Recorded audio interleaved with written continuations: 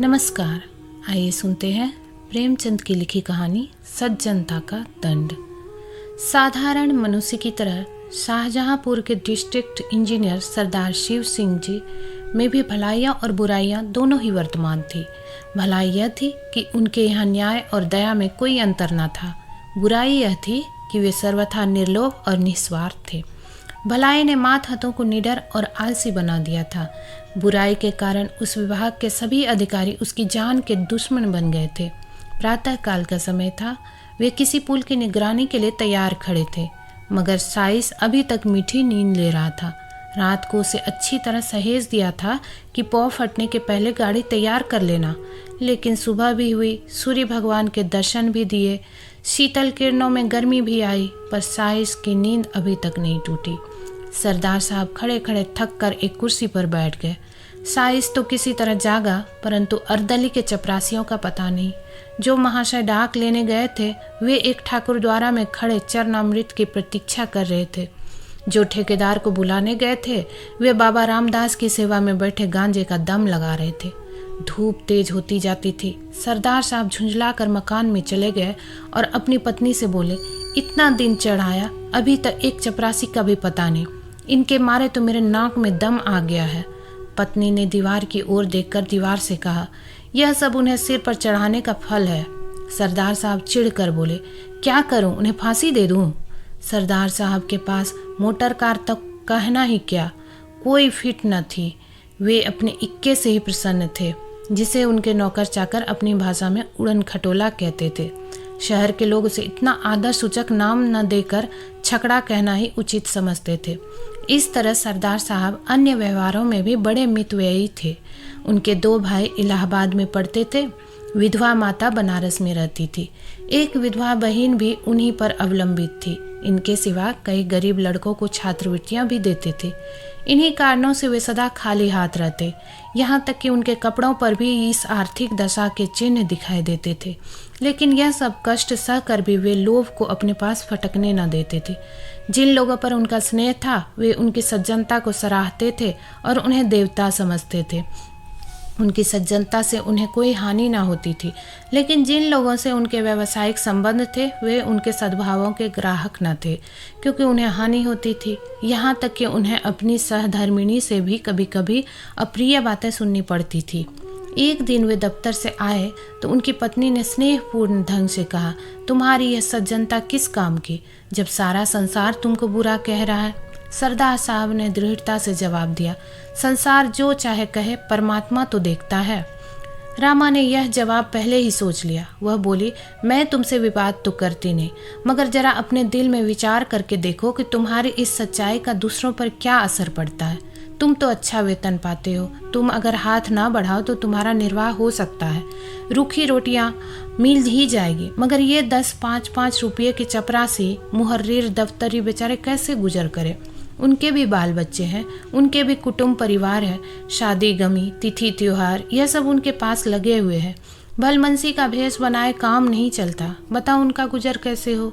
अभी रामदीन चपरासी की घरवाली आई थी, रोते रोते आंचल भींगता था। लड़की सयानी हो गई है, अब उसका ब्याह करना पड़ेगा। ब्राह्मण की जाति हजारों का खर्च, बताओ उसके आंसू किसके सिर पड़ेंगे? ये सब बातें सच थी। इनसे सरदार साहब को इनकार नहीं हो सकता था। उन्होंने स्वयं इस विषय में बहुत कुछ विचार किया था। यही कारण था कि वह अपने मातहतों के साथ बड़ी नरमी का व्यवहार करते थे। लेकिन सरलता और शालीनता का आत्मिक गौरव चाहे जो हो, उनका आर्थिक मोल बहुत कम है। वे बोले, तुम्हारी बातें सब यथार्थ है, किंतु मैं विवश हूँ। अपने नियमों को कैसे तोड़ूं? यदि मेरा वश चले तो मैं उन लोगों का वेतन बढ़ा दूं, लेकिन यह नहीं हो सकता कि मैं खुद लूट मचाऊं और उन्हें लूटने दूं। रामा ने व्यंग्यपूर्ण शब्दों में कहा, तो यह हत्या किस पर पड़ेगी? सरदार साहब ने तीव्र होकर उत्तर दिया, यह उन लोगों पर पड़ेगी जो अपनी हैसियत और आमदनी से अधिक खर्च करना चाहते हैं। अर्दली बनकर क्यों वकील के लड़के से लड़की ब्याहने को ठानते हैं? दफ्तरी के यदि टहलुए की जरूरत हो तो यह किसी पाप कार्य से कम नहीं। मेरे साइज की स्त्री अगर चांदी की सील गले में डालना चाहे तो यह उसकी मूर्खता है। इस झूठी बड़ाई का उत्तरदाता मैं नहीं हो सकता।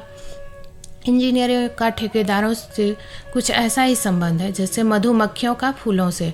अगर वे अपने नियत भाग से अधिक पाने की चेष्टा ना करें तो उनसे किसी को शिकायत नहीं हो सकती। यह मधुरस कमीशन कहलाता है। रिश्वत लोक और परलोक दोनों का ही सर्वनाश कर देती है। उसमें भय है, चोरी है, बदमाशी है। मगर कमीशन एक मनोहर वाटिका है जहाँ न मनुष्य का डर है न परमात्मा का भय, यहाँ तक कि वहाँ आत्मा की छिपी हुई चुटकियों का भी गुजर नहीं है। और कहाँ तक कहें, उसकी ओर बदनामी आंख भी नहीं उठा सकती। यह वह बलिदान है जो हत्या होते हुए धर्म का एक अंश है। ऐसी अवस्था में यदि सरदार शिव सिंह अपने उज्जवल चरित्र को इस धब्बे से साफ रखते थे और उस पर अभिमान करते थे तो क्षमा के पात्र थे। मार्च का महीना बीत रहा था। चीफ इंजीनियर साहब जिले में मुआयना करने आ रहे थे, मगर अभी तक इमारतों का काम अपूर्ण था। सड़कें खराब हो रही थी। ठेकेदारों ने मिट्टी और कंकड़ भी नहीं जमा किए थे। सरदार साहब रोज ठेकेदारों को ताकीद करते थे, मगर इसका कुछ फल न होता था। एक दिन उन्होंने सबको बुलाया। वे कहने लगे, तुम लोग क्या यही चाहते हो कि मैं इस जिले से बदनाम होकर जाऊं? मैंने तुम्हारे साथ कोई बुरा सलूक नहीं किया। मैं चाहता तो आपसे काम छीनकर खुद करा लेता, मगर मैंने आपको हानि पहुंचाना उचित न समझा। उसकी मुझे यह सज़ा मिल रही है। खैर, ठेकेदार लोग यहाँ से चले तो बातें होने लगी। मिस्टर गोपाल दास बोले, अब आटे दाल का भाव मालूम हो जाएगा। शाहबाज खां ने कहा, किसी तरह इसका जनाजा निकले तो यहाँ से। सेठ चुन्नी लाल ने फरमाया, इंजीनियर से मेरी जान पहचान है, मैं उसके साथ काम कर चुका हूँ, वह उन्हें खूब लथेड़ेगा। इस पर बूढ़े हरिदास ने उपदेश दिया, यारो, स्वार्थ की बात है, नहीं तो सच यह है कि यह मनुष्य नहीं देवता है। भला और नहीं तो साल भर में कमीशन के 10,000 तो होते होंगे। इतने रुपयों को ठोकरों की तरह तुच्छ समझना क्या कोई सहज बात है? एक हम है कि कौड़ियों के पीछे ईमान बेचते फिरते हैं। जो सज्जन पुरुष हमसे एक पाई का रवादार न हो, सब प्रकार के कष्ट उठाकर भी जिसकी नीयत डवाडोल न हो, उसके साथ ऐसा नीच और कुटिल बर्ताव करना पड़ता है। इसे अपने अभाग्य के सिवा और क्या समझे? शाहबाज खां ने फरमाया, हाँ, इसमें तो कोई शक नहीं कि यह शख्स नेकी का फरिश्ता है। सेठ चुन्नी लाल ने गंभीरता से कहा, खां साहब, बात तो वही है जो तुम कहते हो, लेकिन किया क्या जाए? नेकी नियति से तो काम नहीं चलता। यह दुनिया तो छल कपट की है। मिस्टर गोपाल दास बीए पास थे। वे गर्व के साथ बोले, इन्हें जब इस तरह रहना था तो नौकरी करने की क्या जरूरत थी? यह कौन नहीं जानता कि नियत को साफ रखना अच्छी बात है, मगर यह भी तो देखना चाहिए कि इसका दूसरों पर क्या असर पड़ता है। हमको तो ऐसा आदमी चाहिए जो खुद खाए और हमें भी खिलावे, खुद हलवा खाए, हमें रूखी रोटियां ही खिलावे। वह अगर 1 रुपया कमीशन लेगा तो उसकी जगह 5 का फायदा कर देगा। इन महाशय के यहाँ क्या है? इसलिए आप जो चाहे कहें, मेरी तो कभी इनसे नीभ नहीं सकती। शाहबाज खां बोले, हाँ, नेक और पाक साफ रहना जरूर अच्छी चीज़ है, मगर ऐसी नेकी ही से क्या जो दूसरों की जान ले ले। बूढ़े हरिदास की बातों की जिन लोगों ने पुष्टि की थी, वे सब गोपाल दास की हाँ में हाँ मिलाने लगे। निर्बल आत्माओं में सच्चाई का प्रकाश जुगनू की चमक है। सरदार साहब के एक पुत्री थी। उसका विवाह मेरठ के एक वकील के लड़के से ठहरा था। लड़का होनहार था, जाति कुल का ऊंचा था। सरदार साहब ने कई महीनों की दौड़ धूप में इस विवाह को तय किया था और सब बातें तय हो चुकी थी, केवल दहेज का निर्णय नहीं हुआ था। आज वकील साहब का एक पत्र आया। उसने इस बात का भी निश्चय कर दिया, मगर विश्वास, आशा और वचन के बिल्कुल प्रतिकूल। पहले वकील साहब ने एक जिले के इंजीनियर के साथ किसी प्रकार का ठहराव व्यर्थ समझा, बड़ी सस्ती उदारता प्रकट की। इस लज्जित और घृणित व्यवहार पर खूब आंसू बहाए, मगर जब ज़्यादा पूछताछ करने पर सरदार साहब ने धन वैभव का भेद खुल गया, तब दहेज का ठहराना आवश्यक हो गया। सरदार साहब ने आशंकित हाथों से पत्र खोला।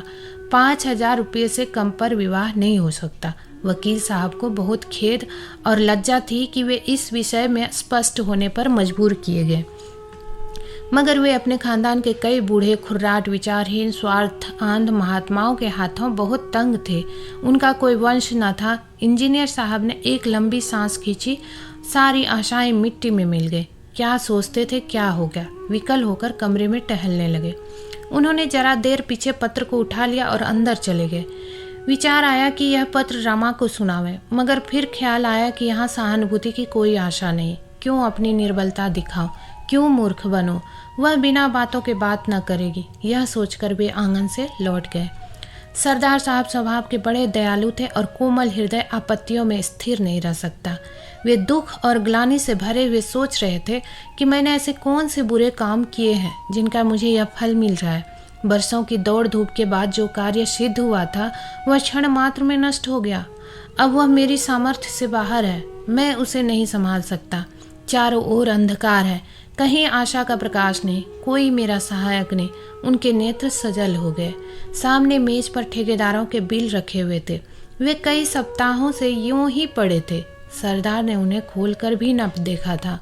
आज इस आत्मिक ग्लानि और नैराश्य की अवस्था में उन्होंने इन बिलों को सतृष्ण आंखों से देखा। जरा से इशारे पर ये सारी कठिनाइयां दूर हो सकती है। चपरासी और क्लर्क केवल मेरी सम्मति के सहारे सब कुछ कर लेंगे। मुझे जबान हिलाने की भी जरूरत नहीं, न मुझे लज्जित ही होना पड़ेगा। इन विचारों का इतना प्राबल्य हुआ कि वे वास्तव में बिलों को उठाकर गौर से देखने और हिसाब लगाने लगे कि उनमें कितनी निकासी हो सकती है। मगर शीघ्र ही आत्मा ने उन्हें जगा दिया। आह, मैं किस भ्रम में पड़ा हुआ हूँ। क्या उस आत्मिक पवित्रता को जो मेरी जन्म भर की कमाई है केवल थोड़े से धन का अर्पण कर दूँ?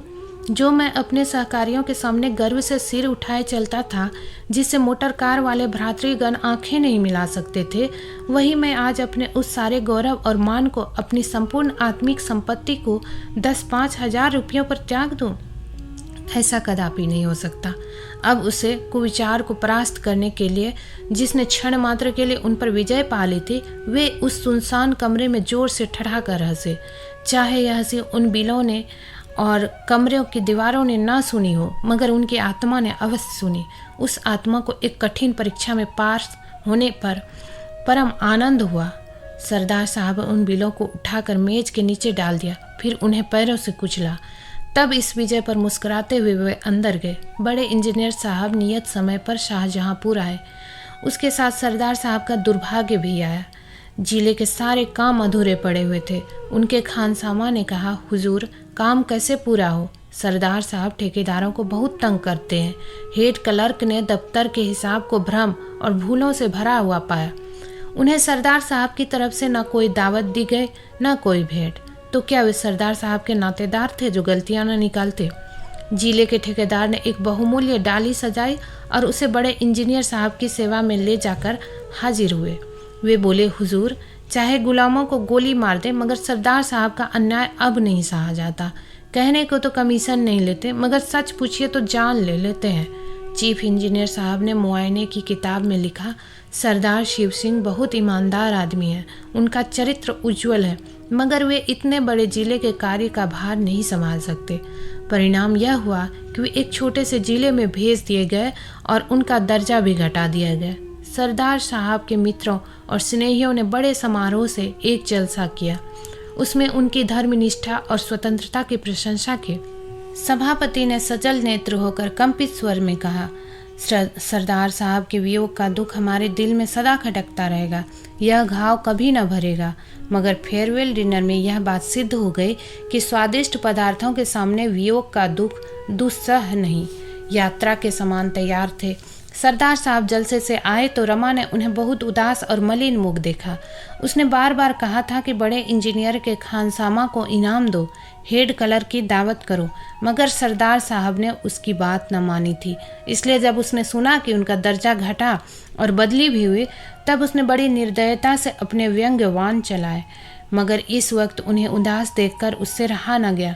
बोली, क्यों इतने उदास हो? सरदार साहब ने उत्तर दिया, क्या करूं, हंसूं? रमा ने गंभीर स्वर से कहा, हंसना ही चाहिए। रोए तो वह जिसने कौड़ियों पर अपनी आत्मा भ्रष्ट की हो, जिसने रुपयों पर अपना धर्म बेचा हो। वह बुराई का दंड नहीं है, यह भलाई और सज्जनता का दंड है। इसे आनंद झेलना चाहिए। यह कह उसने पति की ओर देखा तो नेत्रों में सच्चा अनुराग भरा हुआ दिखाई दिया। सरदार साहब ने भी उसकी ओर स्नेहपूर्ण दृष्टि से देखा। उनकी हृदयेश्वरी का मुखारविंद सच्चे आमोद से विकसित था। उसे गले लगाकर वे बोले, रामा, मुझे तुम्हारी ही सहानुभूति की जरूरत थी। अब मैं इस दंड को सहज सहूँगा। दोस्तों, आशा करती हूँ कि ये कहानी आपको अच्छी लगी होगी। ऐसी ही कहानियाँ सुनने के लिए हमारे चैनल पर बने रहें। धन्यवाद।